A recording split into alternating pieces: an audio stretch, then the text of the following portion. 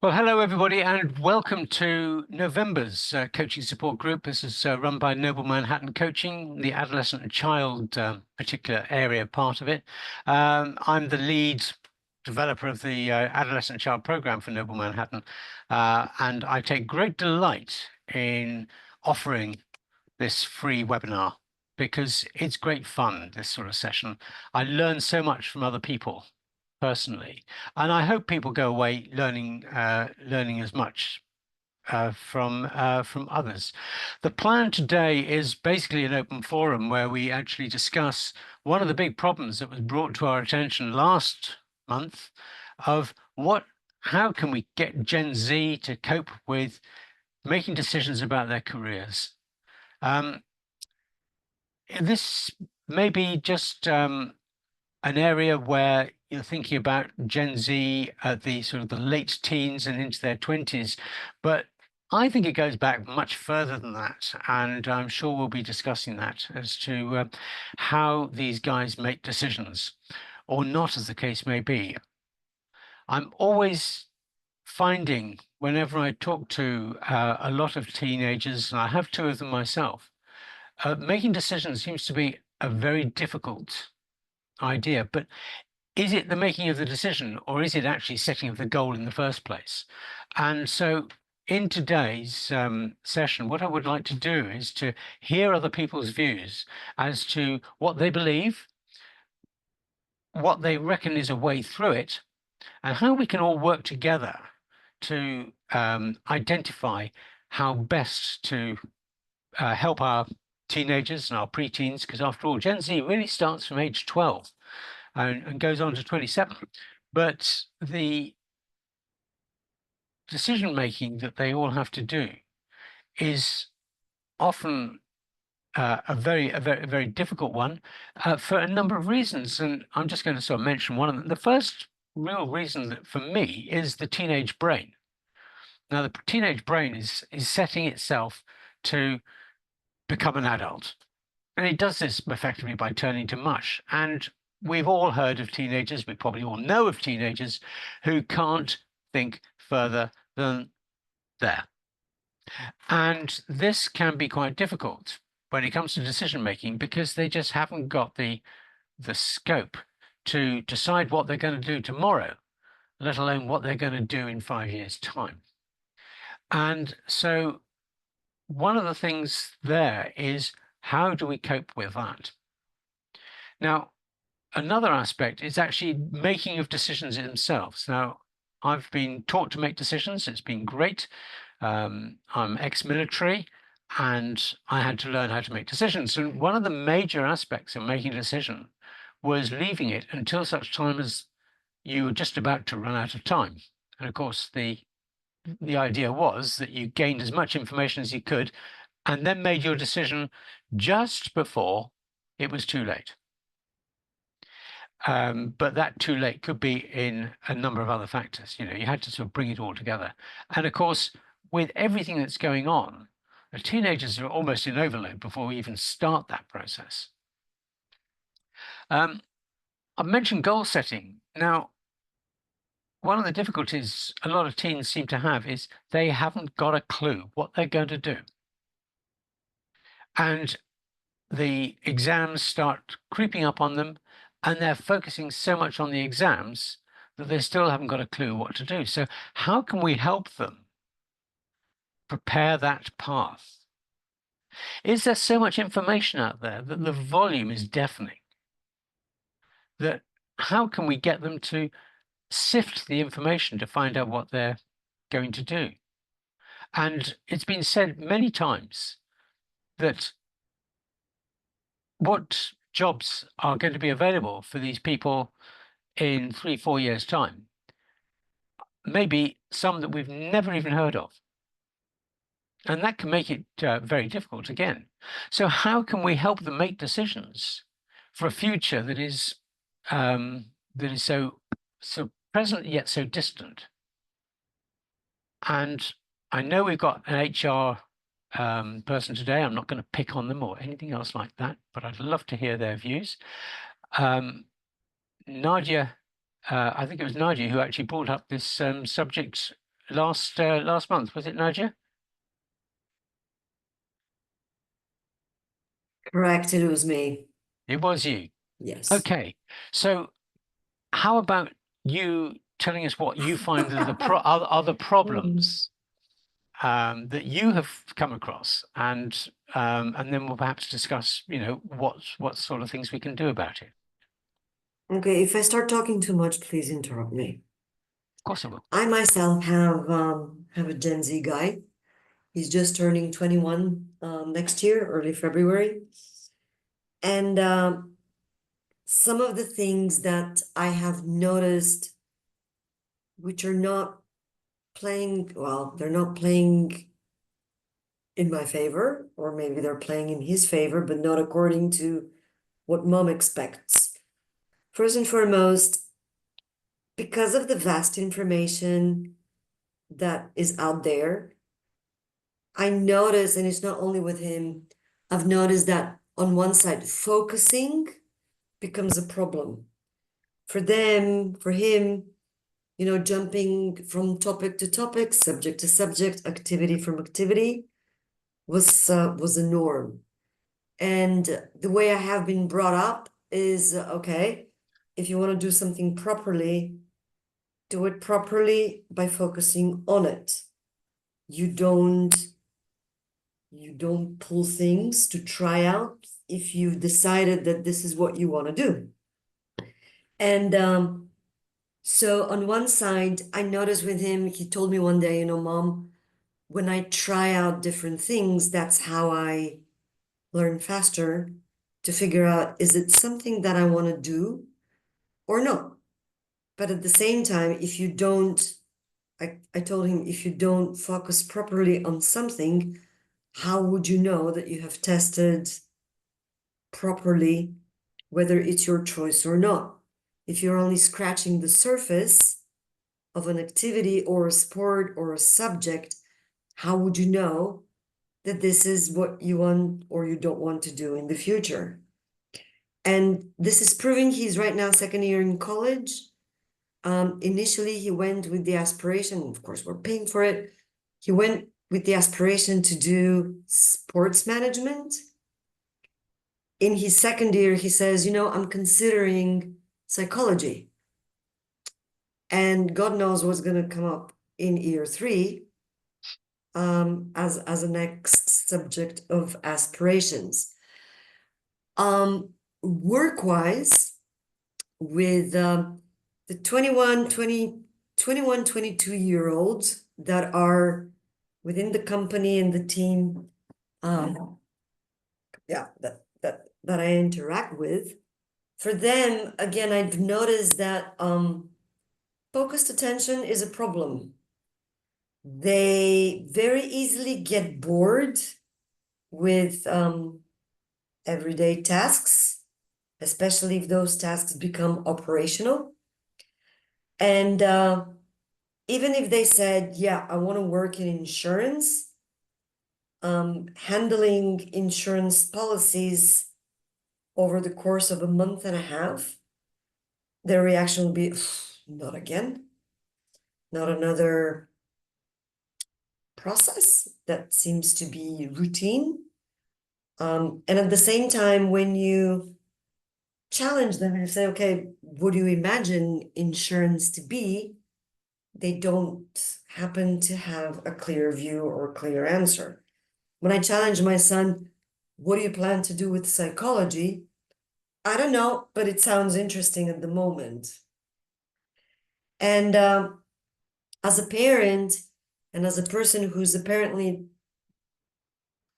an old-fashioned woman of, having, a job that you want to become an expert on it, getting the message to say, look, you need to be good at whatever you're going to do. And you may have the luxury now of experimenting, but by the time you become a certain 26, 28-year-old, you need to be very well aware what is going to be your future job of making a living.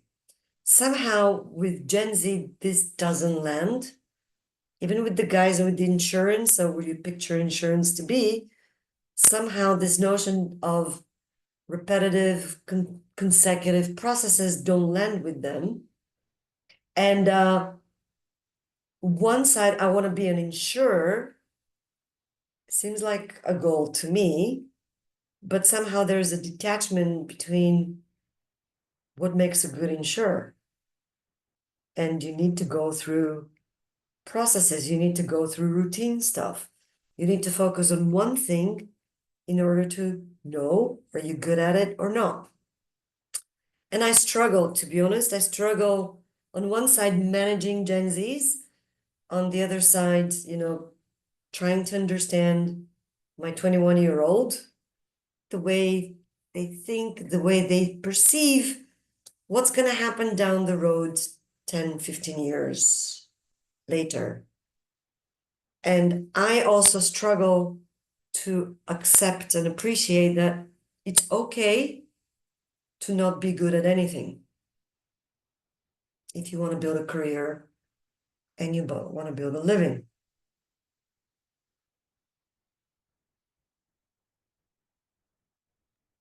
I'll try unmuting myself, it might help. Nigel, thanks very much indeed. You actually set quite an interesting scenario there. Now, I know we've got some HR experience here, and I think one of the areas that I would like to look at here is what happens after 21. How, who's involved with people who are that much older, particularly boys, I'm going to suggest. Farah. Yeah, so for context, I'm a graduate careers coach. So I specifically work with people roughly anything from as young as 20 in their final year at uni to as old as maybe even the same as me, going on for 30, because this concept of being a graduate in light of the economic times that we find ourselves in is quite an elongated process now. It's not just as simple as being a 21-year-old going into roles. This has been a really drawn out process where people can spend years even trying to find a job. So yeah, did you have a specific question about boys or men in mind? Well, in the back of my mind is a statement that people say that a lot of boys tend not to settle in their direction until perhaps they're about 25, because that's effectively when the sort of the teenage brain has become adult and is more ready to sort of focus ahead. That's really where I'm coming from. So I'd be very interested to know of your experience within that group. I say boys particularly because they tend to these are generalizations, but they tend to take longer to settle in a It's career path. it's not anecdotally a trend that I have experienced. So for context, I've worked with 125 grads privately, and I have a pretty equal mix between women and men. And it might be a false bias because the people who are coming to me are inherently finding the challenge of finding a job hard. So it might skew the data a little bit. Maybe we need to look at the median male or female who's a graduate. But no, I don't tend to notice that. But I obviously recognize that on a cognitive level, that is a reality in general. Okay, so with those who can't think very far, there's so much out there, they just don't know which way to go.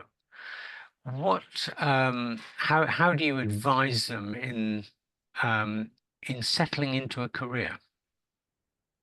Yeah, great question. Well, I mean, a few things I actually wrote down as I heard both of you speaking. I feel like maybe just to go on a little bit of a tangent for a second, something that stops, I think, Gen Z graduates from settling is a couple of things. One, they don't know what they don't know. And actually, I don't think this is just appropriate for Gen Z. I can speak to this as a young millennial and maybe some of you in other generations as well, that we're not really given a full access to information about all the sectors out there, the reality of working in said sectors. So you have to kind of do that through experience of trial and error. Oh, I worked in insurance. I thought it was rubbish. So I went on to sales or I went on to marketing. But I think the problem we find ourselves in now is people are on the edge, wanting to dive into the jobs market, but they're not able to access it, not to the best of their abilities. So they're almost just outsiders in their own game of trying to learn in the jobs market, which is really unfortunate. And I think that can also then breed immense anxiety and overwhelm, because it feels like a bit of a zero-sum game. You know, oh, if I go for insurance, then what if I've made the biggest mistake and I should have gone into marketing, or I should have gone into sales? So often a belief I try to sort of bring into the conversation is there's no wrong next step. We just want you to get into the market and try something, and you'll learn through experience. But equally, that is easier said than done, because trying to get your first role is literally the hardest thing I think anyone can do in 2024. So it's unfortunate they're not given that learning opportunity, and much quicker would they be able to figure out, oh, I actually don't want to focus in insurance because I actually do genuinely find it boring, versus maybe marketing. Okay, there's some boring humdrum stuff, but I'm willing to commit to that, and I want to be truly focused on this. I don't think it's all necessarily that Gen Z can't focus. I think they just need to figure out what they are most attuned to, skill-wise, passion-wise, but the whole process has been elongated. It takes them years to figure this stuff out, when generations ago, I think it would have taken potentially weeks, months, even a year max to figure it out. I mean, do you think that that this is probably towards the older members, and which I sort of count myself, were we perhaps almost sort of pushed towards our career choices? Perhaps there wasn't quite so much available. Perhaps we didn't have all the opportunities that are around. That's what one of the responses I would give there, bearing in mind that I think I'm a boomer when it comes to generations. So that just goes to show. And it's, to me, we didn't have that much option, perhaps. But these days there are so many options, and there's so many little sort of different variations. And perhaps, that's where the sort of the noise volume is getting so great.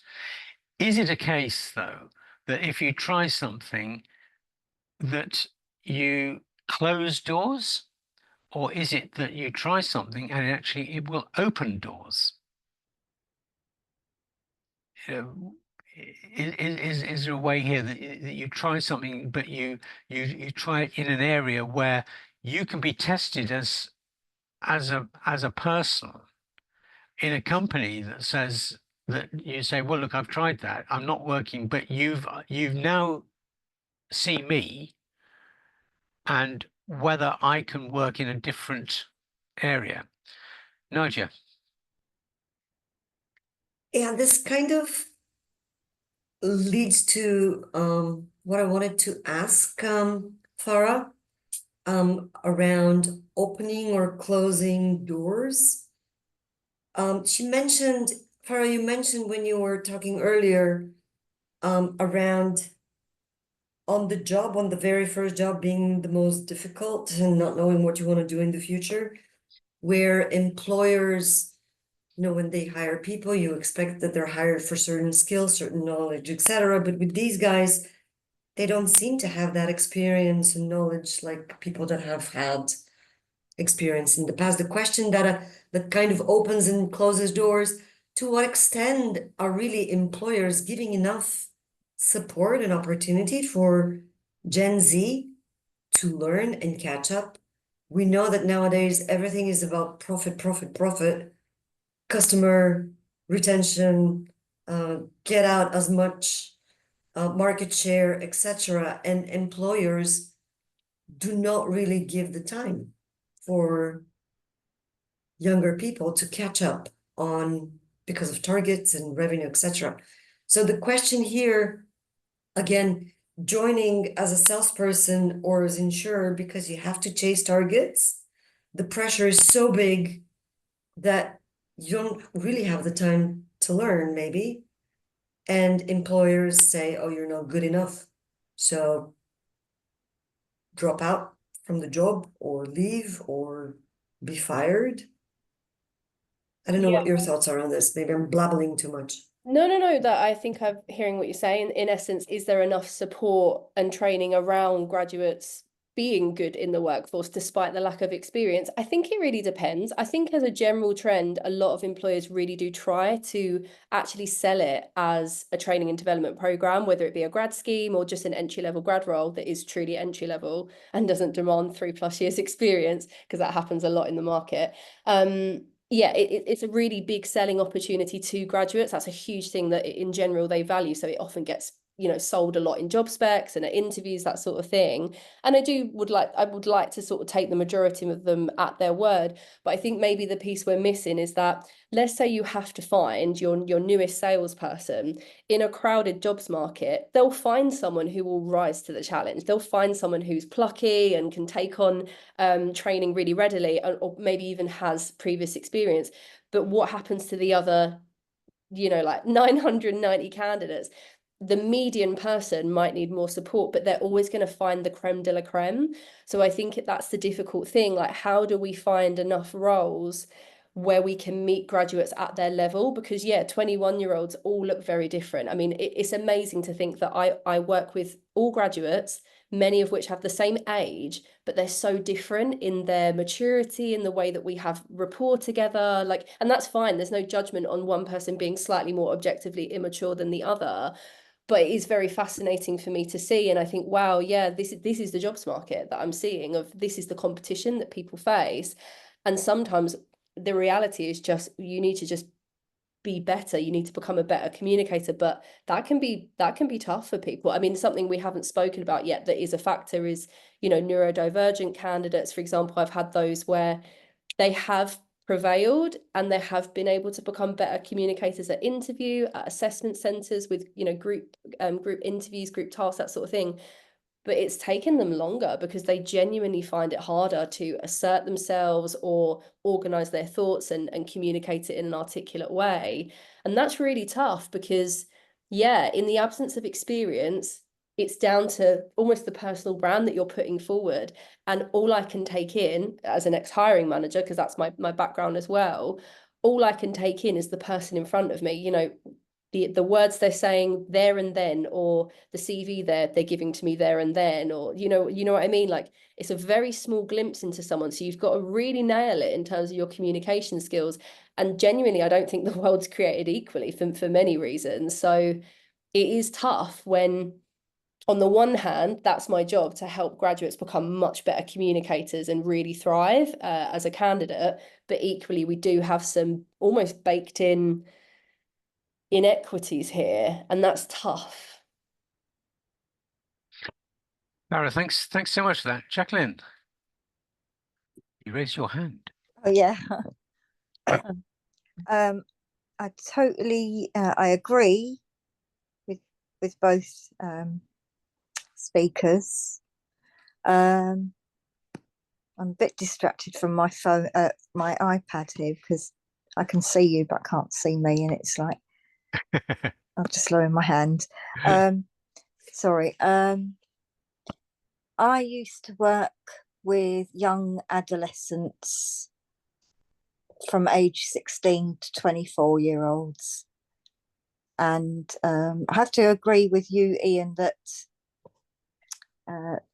males, in my experience, it took a lot longer to find their directions in their career paths, and still, even 27, 28, still don't know, try out work, think they've got a great career opportunities, and then you could get high level management that don't understand their level, so their communication is totally different from many years ago, many decades ago. Communication is a very big thing. It can break down, and then you have management who feel that maybe that 20 something or young adult is being difficult or doesn't want to learn. Maybe they're not confident to say, I don't understand that. They might not have that relationship. And then they leave, and then it puts them off looking it puts them off for another career because of the challenge it took to get to that point, to get into that position. And I worked with in employability skills, teaching, and autistic SEND students as well. So all different types of needs. But the parents were,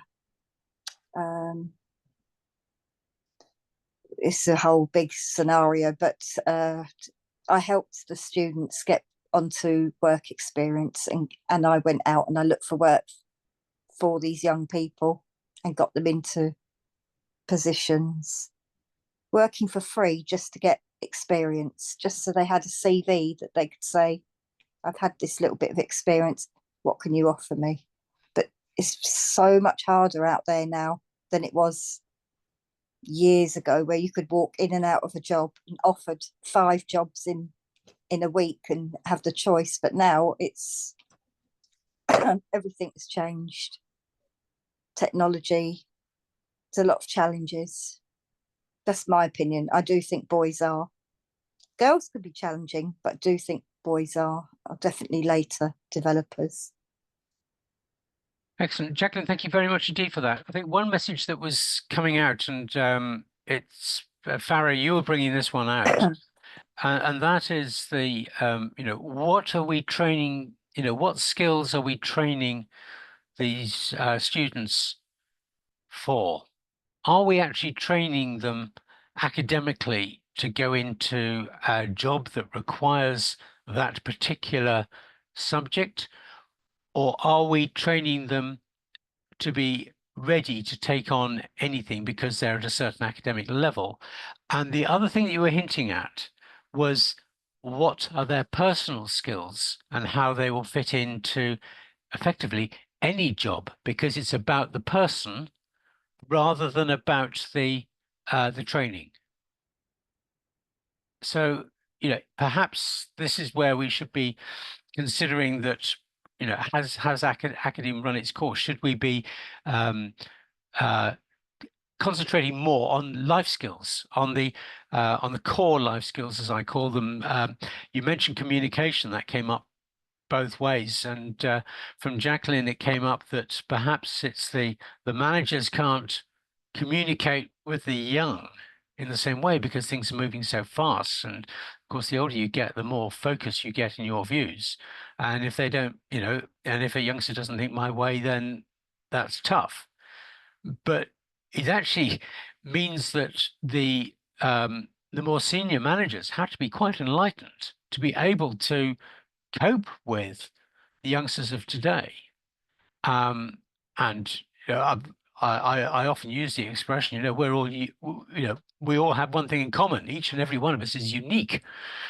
And it's important that everybody remembers that, not just the youngsters communicating with the old guys, but the old guys communicating with the youngsters as well, that that there has to be that sort of meeting ground.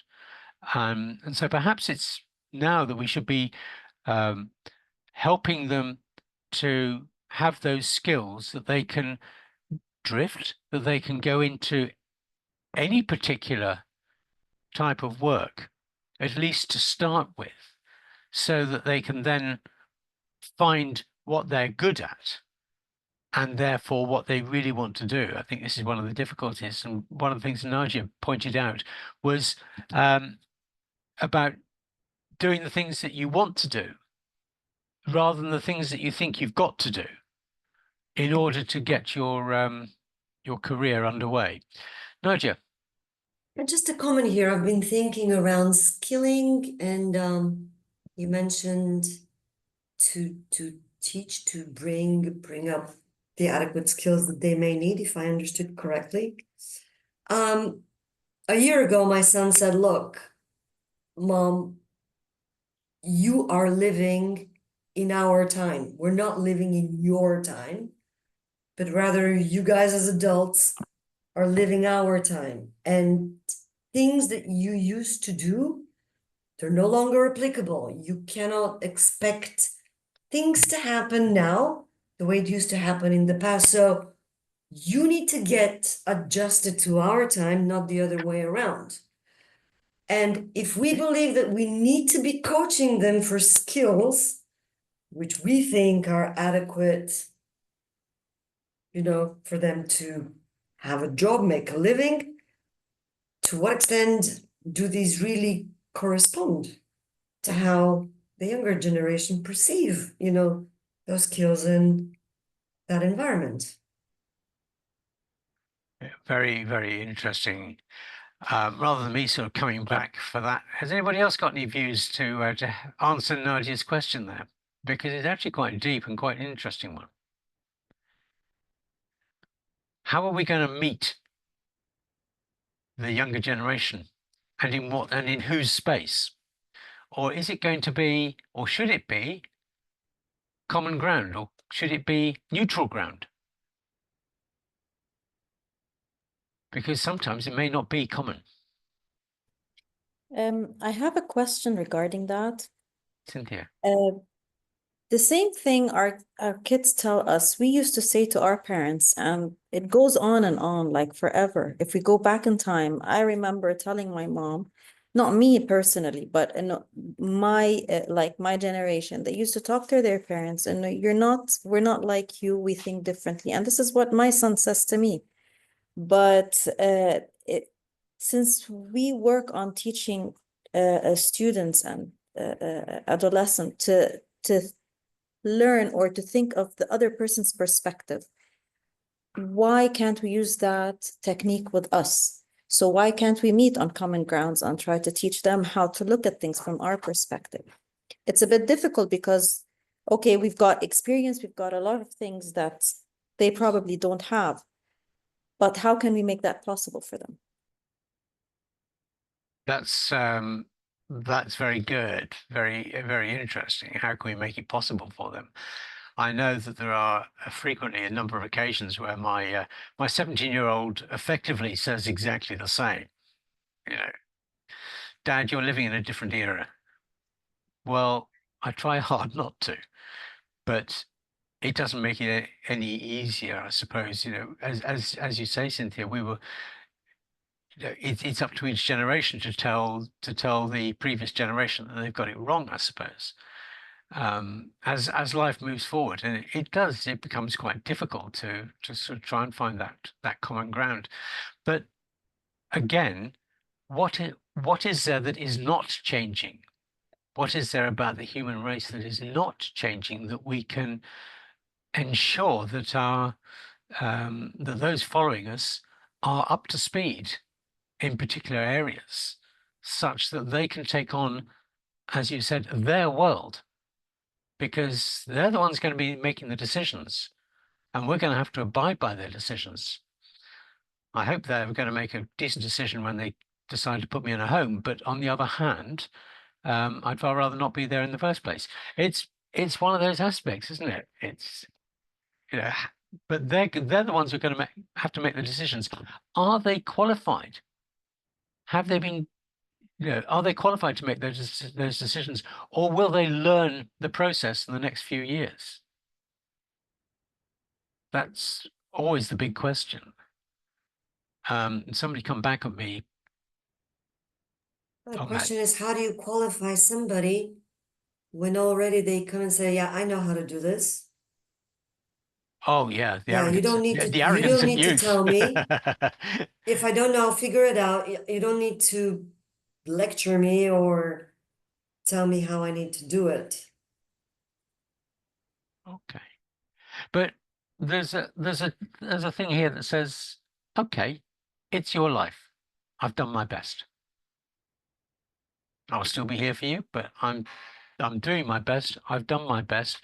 You have got to make your own decisions, and here's the boundary.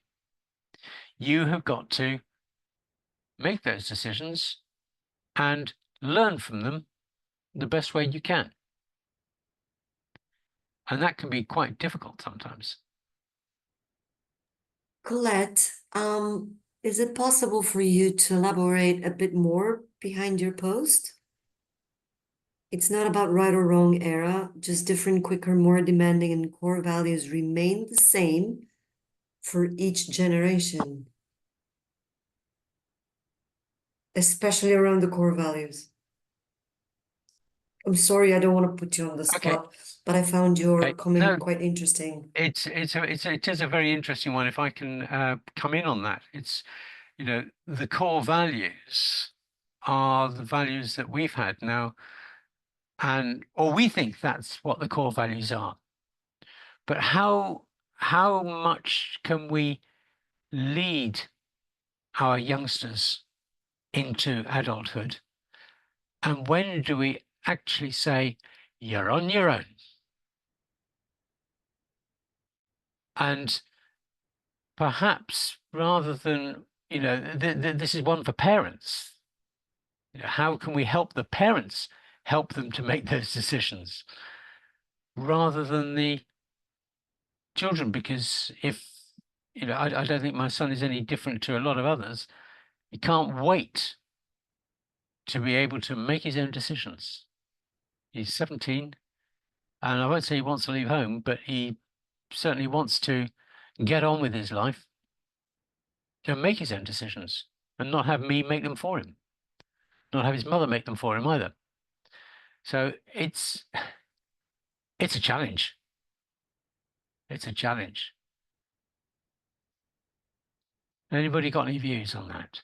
Core values, I think, are really important. I think, you know, it's one of the things that perhaps is beginning to get watered down because of what's happening in the world. Do we have those values? We're going off the subject a bit to a certain extent, but perhaps this is the basis of it. You know, what are we teaching our young as to what they're going to do? Where is their place in the world? And that must be quite challenging. Farah, help me out on this one.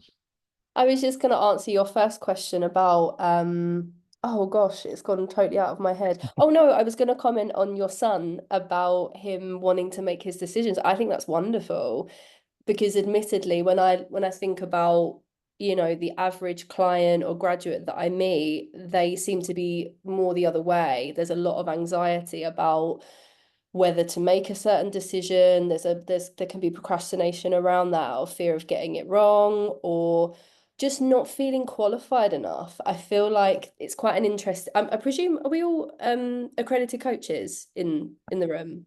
Oh, okay. No, that's fine. I just was bringing it back to the philosophy that I got taught when I was training to be a coach of, you know, seeing people as creative, resourceful, and whole.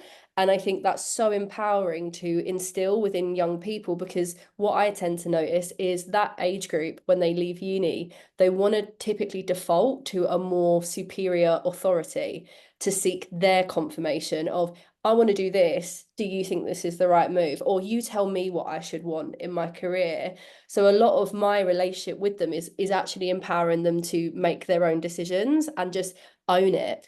It's not about what I want. It's not about even what I think is right. Even if you make a wrong move, in retrospect, you've made the move, and that's the bigger win in my books. Obviously, there might be, that might be a huge generalization. Like obviously, people can make bad mistakes, but I think just being proactive and getting involved in your life and being the leader of your own life, I think is so powerful. And I think my belief is that we need to trust that people are inherently good and people will figure things out irrespective of generational differences or clashes, and we will have good future leaders, but it just might be a messy process to get there. But I argue that many generations had that. I hear this all the time of, you know, the silent generation would say to baby boomers like, oh, you've had life too easy, or you don't do this, or you do this. It's a constant cycle of just pushing the next generation down and saying, oh, you didn't have it as hard as we did, or you're not as good as we are. So I almost think like that's a pattern that will only continue. Yeah, I think you're right on that one. You know, coming from the other end of almost of the age spectrum, to a certain extent. But yeah, I think that we as boomers were very, very lucky. You know, we didn't have to endure the world wars. We had to endure a Cold War, and we didn't have to endure the advent of high-speed technology, which I think is, we've watched it come in, and it's it's mind-blowing. Can I cope with that? No. Do I need to cope with that? Probably not. Do I need my son to cope with that? Yes. Do I need my daughter to cope with that? Yes. But they will learn to cope with it in their own way. So as a coach, as you've just said, Farah, it's a case of, this is your problem, and we've got to empower you to make your own decisions on that front. Because that's perhaps one of the biggest items that is a core skill, is the ability to make decisions. They may not be the right decisions, but they've been made with the most information at the best possible time. And so that if you go back and say, if I made that decision again, I would have done exactly the same. Okay, with hindsight, more information has come to me, but I can't do, but that wasn't available at the time. So I did what I could. I did my best at the time.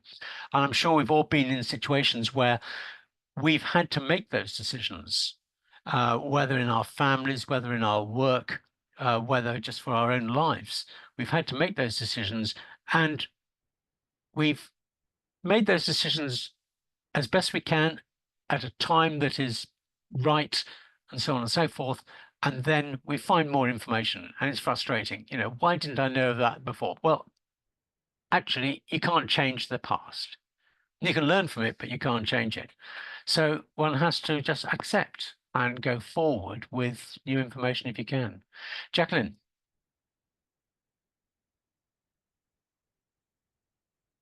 Oh, sorry. That's all right. Yeah, I was going to say some of what you had just said, actually, Ian. So you pretty much covered what I was going to say. But We'll I say think it again another anyway. challenge is, since COVID, it's brought about a lot of uncertainty and lack of direction for young people.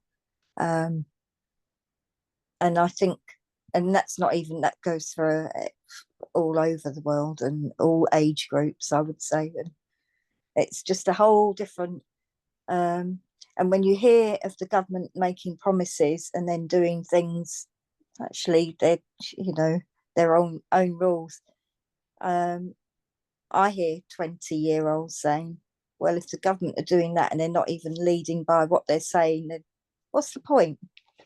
There's just that ambition and the motivation, and all the other political issues that are going on. I think it's quite different to many years ago, and it's not a good place to be in. So where you're coming from on this one, Jacqueline, if I may, is that actually it's the values. Yeah. Coming back to values again. And Yeah. perhaps that is one of the main aspects. Perhaps we should be helping our children right from the word go to identify those values and to sort of reset, that they are reset. that they are part of an organization and they have a part to play. And it's not just about what's in it, what's in it for them, it's what's in it for everyone. And just to, others who are outside of the UK may want to know that, we've recently had a general election and it's changing, but it's, what's going to happen in the United States. I'm sure we're all going through this to a certain extent, that we're all being told something in order to make a decision, and then other things happen which we weren't expecting. And, one can say, well, what is the point? But then if one comes back to, well, I'm here, I've got a life ahead of me that I'm going to have to work with.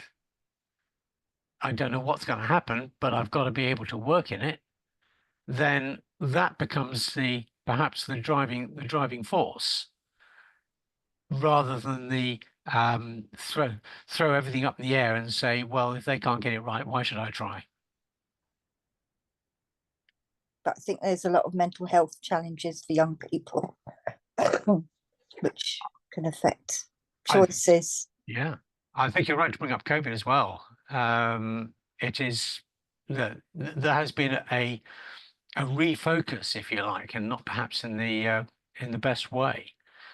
That COVID and the wars and the uncertainties in the world, which of course we all know about because it's reported instantaneously in the news, which again, in the past it wasn't.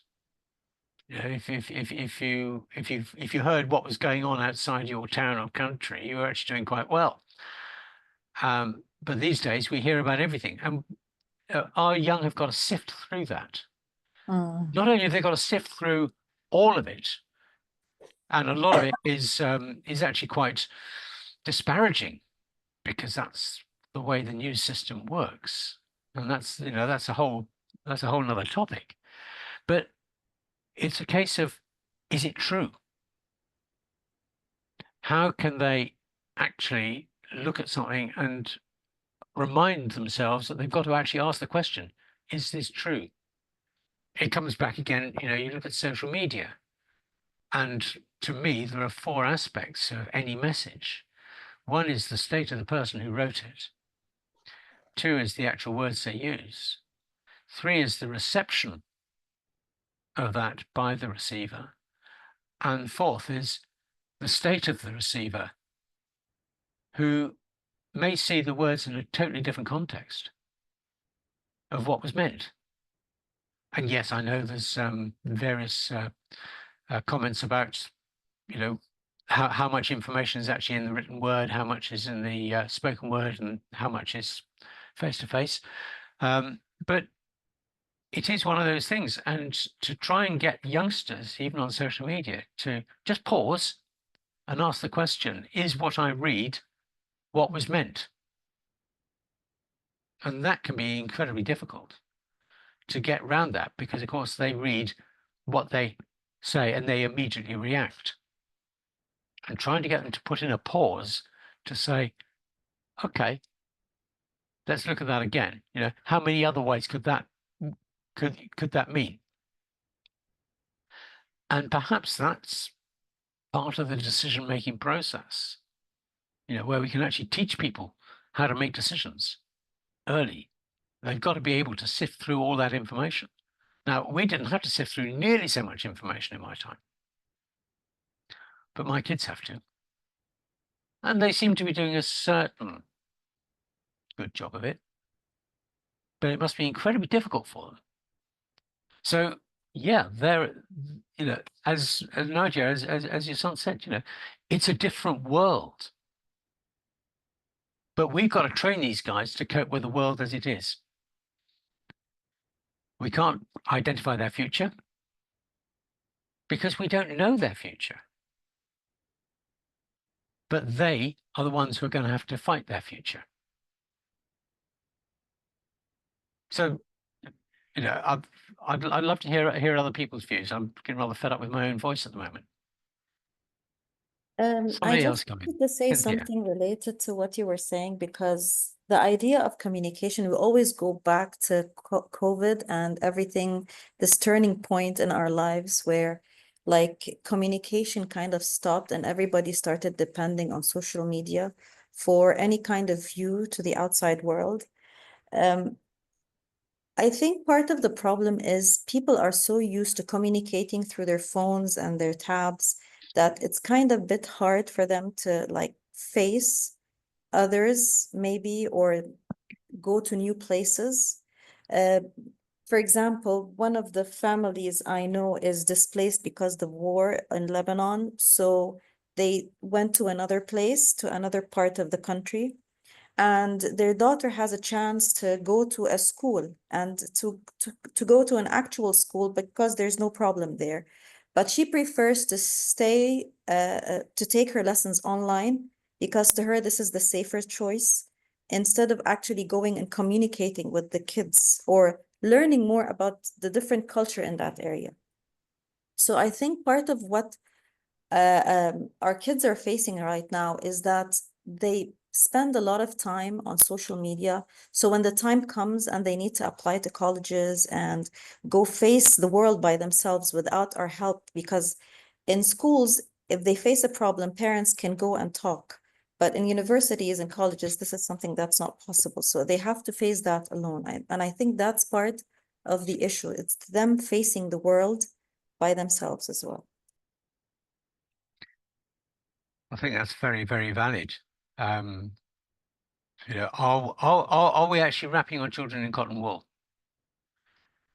Exactly. Should we actually be kicking them out there and saying, get on with it? You've got, you know, you have got to learn to lead your life. And, you know, we can't give them a soft option. That perhaps we should be telling them to go into the big wide world and learn from that experience, rather than saying, oh, it's much easier to do it this way. Then I don't have to worry about this, that, and the other. But if they had to go to school or whatever, there was no other option, then they, you know, like we all had to do, we all had to learn. Exactly. And I think what the difference is, if it were, for example, my parents in the same situation as my friend's daughter, they would have forced us, you know, our parents would have forced us to go to the school and just try to figure it out. Whereas us as parents, we really do pamper our kids. So part of the issue is us and part of the issue is them, I think. Yeah, that's a very good point. Nadia, what do you think? You raised the question. You gave us the scenario. Well, what do I think? There's so many things that have been shared tonight. For me, as a parent and as a future coach and as a future manager of Gen Z, there are kind of like four things that I've boiled down to. One is the communication skills. So apparently communication tends to be broken, and there needs to be a way to find common grounds for communication. The second thing that I've wrote is core values. And we all think that well, I thought I brought up my son with a good core value set as a parent in the environment that we live in, but sometimes I was surprised immensely by certain ways of how he reacted and what he thinks is good behavior and belief in among his generation, his people. So core values is something for me also to be paying close attention. It was discussed about empowerment for the youngers to make decisions, maybe not good decisions, but they still need to be empowered. And here comes the point of, you know, letting go, even if we don't like it and we're scared of mistakes. It is part of the empowerment process that they need to go through. And the fourth one is, around the critical thinking and learning to question what they read, what is the message, and how else can this be interpreted. These are my takeouts for this session, and thank you everyone Thank for you the very much indeed amazing for them. advices. That's what I think. Well, thank you. I think you know, I hoped that you were going to sum up very nicely, and you've done just that. So I'm very, very grateful. Farah, if I could just ask you for your summation of what we've discussed, because you know you've put in some very valuable contribution as well today. Oh, thank you. I don't know if I can give a summary, to be honest. I actually resonated a lot with what we just heard. I guess I feel like I have not a unique, but an interesting perspective because I am possibly known as a millennial because I'm a very young millennial. I'm only about 2-3 years out of being Gen Z myself. But equally, I feel like I really do appreciate an older perspective as well because I've been a graduate employer. I've spent a lot of time with those much older than me in the workforce. So I really do get both sides. And I just think there needs to be common ground. When you mentioned before of, is it about getting into their world or us dragging them back into our world? I don't think neither are suitable. Like there's a reason why we have conservative thinking from a philosophical sense, you know, taking the most we can from old wisdom. There's a reason why things have been the way they are for a long time. Obviously not everything, but I think there's a lot to glean from the past. But equally, we don't want to then squash innovation and being progressive from a philosophical standpoint. So I just think we need to find a good balance, a good working balance between what young people want to do or what they think, be it right or wrong, but then equally not completely foregoing what we think could be great for young people as well. Well, thanks very much indeed for that. I think, you know, we've hammered the subject, but I think we've actually hammered some shape into it as well, which is has been brilliant. I feel sure that we're going to come against this topic again in the not too distant future, because the value of having people like you, Farah, Nadia, Jacqueline, and those of you who've commented through the chat. Thank you so much indeed, because it's all been incredibly valuable. As far as I'm concerned, it's all been incredibly valuable. And I don't think there is a right or wrong answer, except that what we actually seem to be agreeing on is that it's a bit of a waiting game. It's about making sure that those core values are in there, although they might disappear only to resurface. And I think that's also an important thing, because there's times when peer pressure will cause core values to take a back seat. And I think that's also something to be aware of. And also, as the teen brain sorts itself out eventually, it then starts to realize that actually there was something in what mum said. You know, dad was quite right when he said that. And the arrogance of youth has sort of rather